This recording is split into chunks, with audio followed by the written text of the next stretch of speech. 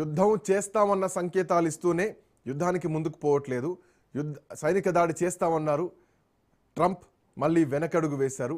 But సైనికులు మాత్రం కదులుతున్నారు. ఆ భయం మాత్రం ఖమేనీకి కల్పిస్తూనే నిర్ణయం తీసుకోవడంలో కొంచెం అటు ఇటుగా కనిపిస్తున్నాడు. అంటే రీజన్స్ కనిపిస్తున్నాయి. ఎందుకు అంటే ఇరాన్ పైన దాడి జరగకుండా ఆ దాడికి వెనకడుగు వేయడానికి కారణం ఏంటి? ఎందుకు దగ్గర అనుకోవచ్చు? ఎట్లాంటి పరిణామాలు చూడొచ్చు అనుకోవచ్చు? ఒక భయం కల్పిద్దాం అనుకుంటున్నారా? దాడి ఎందుకు అనుకుంటున్నారా? ఎట్లా చూడొచ్చు ట్రంప్ వ్యూహాన్ని? గత ప్రయత్నంలో ట్రంప్ వ్యూహం ఏమిటంటే అమెరికా మాకు మద్దతు వస్తుంది అని చెప్పేసి ఇరాన్ నిరసనకారులు రెచ్చగొట్టేందుకు ప్రయత్నం చేసిండు.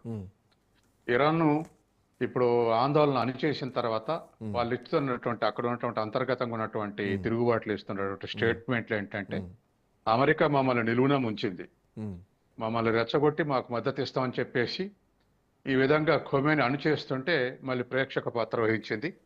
అమెరికా మాకు ద్రోహం చేసింది అనేటువంటి స్టేట్మెంట్లు ప్రెస్ కవరేజ్ చేసింది.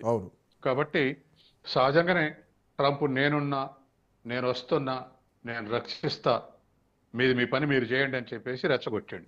ఆ రెచ్చగొట్టడంతో ఇరాన్లో ఉన్నటువంటి అసంతృప్తిని ఇంకా ఎగదోయటంతో మొన్నటి వరకు ఉన్నటువంటి పరిస్థితి సుమారు ఒక 4,000 మందిని చంపేయటంతో సద్దుమణిగినాయి ఇరాన్ ఆందోళనలు. తర్వాత ప్రభుత్వం చేతుల్లోకి కొమేంది అప్పర్ హ్యాండ్ అయింది. సైన్యం మొత్తం తనకు మద్దతుగా నిలబడింది. అయితే ఇప్పుడు మళ్ళీ ఆ ట్రంప్ ఆశలు నెరవేరలేదు. ఎందుకంటే 2 సార్లు ట్రంప్ ఆశపడ్డాడు. ఒకటి, ఇజ్రాయెల్ ఇరాన్ మీద దాడి చేస్తే ఇరాన్ కొలాప్స్ అవుద్దని చూశాడు మొదటిసారి గాజా మీద యుద్ధం సందర్భంగా. కానీ ఇరాన్ ఏం లొంగలేదు, కౌంటర్ గా ధీటుగా ఇజ్రాయెల్ మీద పోరాడింది.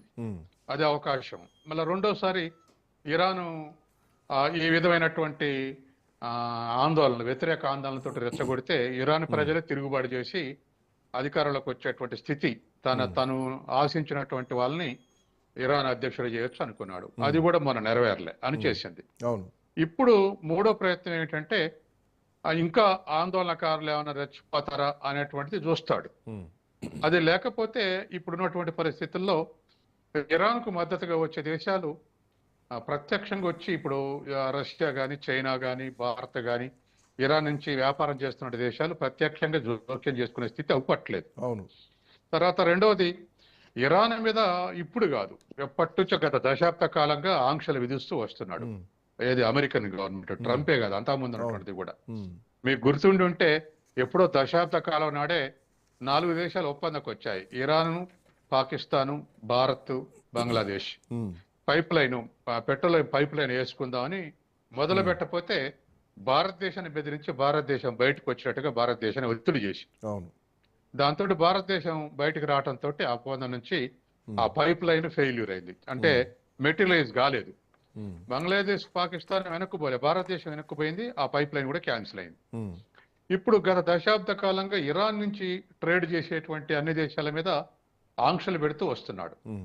ఇప్పుడు ప్రపంచవ్యాప్తంగా మీడియా ఒకవైపు ఇంకొక వైపు చూడట్లే. ఉదాహరణకు వెనిజులా రోజు 1,00,000 బ్యారెల్సే బయటికి తీస్తుంది, రోజు 5 లక్షల బ్యారెల్స్ బయటికి తీసేది, అది ఇన్ఎఫిషియెంట్ అయిపోయిందని రాస్తుంటారు. కానీ వెనిజులా ఎందుకు తగ్గించుకుందంటే వెనిజులా చుట్టూ నియంత్రణలు పెట్టిండు అమెరికా. దాంతో బయటికి తీసి అమ్ముకునే స్థితి లేదు, కొనే వాళ్ళకు మాత్రం సప్లై చేయగలిగింది. ఇరాన్ది కూడా అదే పరిస్థితి. కాబట్టి దరిదాపు వరల్డ్ పెట్రోల్లో 19.7% షేరు వెనుజులాకు ఉంది నిలవలలో. సార్, ఇప్పుడు ఇందాక మీరు చెప్పినటువంటి పాయింట్, అంటే ప్రజల కోణంలో ఒకటి పాయింట్ ఆలోచిస్తే గనక దీంట్లో మనం ట్రంప్ వెనకడుగు వేయడానికి ఇంకేమైనా ఇంటర్నేషనల్ రీజన్స్ ఏమైనా ఎక్స్పెక్ట్ చేయొచ్చా? ఎందుకంటే పాయింట్ ఏంటంటే నెతన్యాహు కూడా దీనికి అడ్డుకున్నారు. నెతన్యాహు జేడీ వ్యాన్స్తో కూడా ఫోన్ మాట్లాడారు. సో గత వారం రోజుల క్రితం. సో అది కూడా ఒక కారణం అయి ఉండొచ్చు. మోరోవర్ సౌదీ అరేబియా, ఖతార్ లాంటి దేశాలు కూడా నిరసనలు తెలిపినాయి. ఒకవేళ అదే జరిగితే, అంటే ఈ ఖతార్ కానీ, ఒమాన్ కానీ, ఈజిప్ట్ దేశాలు వీళ్ళందరూ కూడా ఈ మధ్యకాలంలో అమెరికా అధికారులకు ఫోన్ చేసి ఇరాన్ పైన దాడి చేయొద్దు, ఒకవేళ దాడి చేస్తే మళ్ళీ మాపైకి వచ్చేటువంటి ప్రమాదం కూడా ఉంటుందని చెప్పేసి అదొక కారణంగా కూడా చెప్తున్నది కనిపిస్తోంది. సో అట్లాంటి కారణాలు కూడా ఉండొచ్చా ఇంటర్నేషనల్ గా? ఖచ్చితంగా కారణాలు ఉన్నాయి. అయితే ఆ దేశాల మీద దాడి కాదు, ఆ దేశాలలో అమెరికా సైన్యాలను స్థావరాలు ఉన్నాయి. ప్రపంచవ్యాప్తంగా ఉన్నటువంటి స్థావరాల్లో సౌదీ అరేబియాలో స్థావరం ఉంది, తర్వాత ఈజిప్ట్ లో స్థావరం ఉంది, ఖతార్ లో స్థావరం, ఇవన్నీ స్థావరాలు ఉన్నాయి. కాబట్టి ఇరాన్ మీద దాడి చేస్తే వాళ్ళు అమెరికా స్థావరాల మీద దాడి చేస్తే అవి మా దేశాల మీద దాడిగా ఎక్కుపెట్టబడే అవకాశం ఉంది. అందుకని వాళ్ళకి అవకాశం ఇచ్చి ఇరాన్కి ఇంకా కొంత సమయం ఇచ్చి చూడటం మంచిదని చెప్పేసి ఆ దేశాలన్నీ ఒత్తిడి తెచ్చినాయి. తర్వాత ఇజ్రాయెల్ మీద కూడా మళ్ళీ దాడి చేస్తుంది ఇరాన్. మళ్ళీ ఇజ్రాయెల్ కూడా యుద్ధానికి లాగబడే అవకాశం ఉంది. కాబట్టి చుట్టూ ఉన్న దేశాలు అమెరికా మీద ఒత్తిడి తెచ్చినాయి. వాళ్ళు కౌంటర్ గా అమెరికా మీద దాడి చేసేదానికన్నా అమెరికన్ స్థావరాలు అందుబాటులో ఉన్నాయి కాబట్టి ఆ స్థావరాల మీద దాడి చేసేటువంటి అవకాశం ఉంది. సౌదీ అరేబియా విషయంలో కూడా ఈ స్థావరానికి సంబంధించినటువంటి సమస్యగానే మనం చూడొచ్చా? ఎందుకంటే సౌదీ అరేబియా ఇరాన్ పైన దాడి చేస్తే వాళ్ళ వైమానిక ప్రాంతాన్ని ఉపయోగించొద్దని చెప్పేసి వాళ్ళు కూడా ఒక స్టేట్మెంట్ పాస్ చేశారు. తర్వాత ఇంకోటి కూడా సౌదీ అరేబియా ఇదివరకు అబ్సల్యూట్ గా అమెరికా మిత్ర దేశం. అవును. కానీ ఆ తర్వాత గత 2 ఏళ్లుగా అమెరికాతో స్ట్రెయిన్ అయిన తర్వాత చైనాకు దగ్గర అయింది. ఇప్పుడు సౌదీ అరేబియా రిలేషన్స్ అమెరికా అంటే అంతున్నాయో చైనాతో కూడా అంతున్నాయి సౌదీ అరేబియాకు. అవును. కాబట్టి వాళ్ళు అమెరికా కోసం వాళ్ళ దేశం దెబ్బతినటం ఇష్టపడరు. వాళ్ళు మీ స్థావరాలు మా దేశంలో ఉన్నాయి కాబట్టి ఆ పేరు మీద మా మీద దాడి జరిగితే వాళ్ళకు నష్టం జరుగుద్ది. కాబట్టి మేమందరం నష్టపడతాం కాబట్టి వాళ్ళకి అవకాశం ఇచ్చి చూడటం మరేదైనా ప్రయత్నం చేయటం తప్ప అబ్రప్ట్ గా దాడి చేస్తే ఇరాన్ కౌంటర్ గా ఈ స్థావరాల మీద దాడి చేస్తే మా దేశాలకు నష్టం జరిగే అవకాశం ఉందని విజ్ఞప్తి చేసినాయి.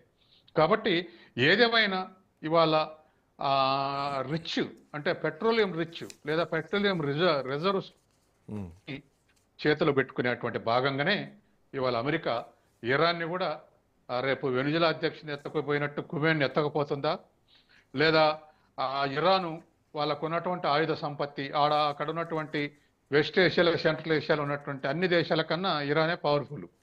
కాబట్టి ఇరాన్ ఏమైనా ప్రత్యేకించగలుగుతుందా? ఒక 4-5 రోజులైనా వారం రోజులైనా యుద్ధంలో ఓడిపోవటం ఖాయం. ఎవరైనా ఎదురాన్ని గెలుస్తుంది అమెరికా అనుకోవట్లే. కానీ ప్రపంచ సంబంధాలన్నీ మారిపోతున్నాయి. మొన్న యూరప్ వాళ్ళు రియాక్ట్ అయ్యారు కదా. అవును.